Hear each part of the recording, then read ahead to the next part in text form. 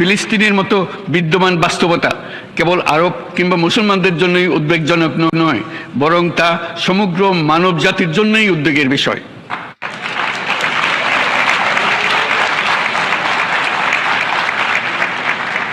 একজন মানুষ হিসেবে প্রত্যেক ফিলিস্তিনির জীবন অমূল্য।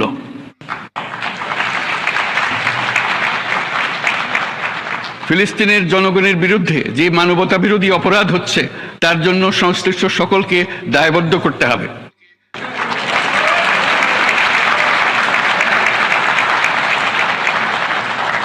ফিলিস্তিনের জনগণের উপর চলমান নৃশংসতা, বিশেষত নারী এবং শিশুদের সাথে প্রতিনিয়ত যে নিষ্ঠুরতা বিশ্ব দেখাচ্ছে, তা থেকে নিস্তারের জন্য বাংলাদেশ অনতিবিলম্বে সম্পূর্ণ যুদ্ধবিরতির আহ্বান জানাচ্ছে।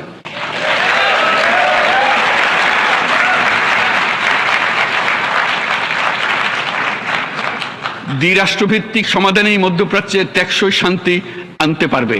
তাই জাতিসংঘ সহ আন্তর্জাতিক সম্প্রদায়ের সকলকে এর বাস্তবায়নের জন্য এখনই উদ্যোগ নিতে আহ্বান জানাচ্ছি।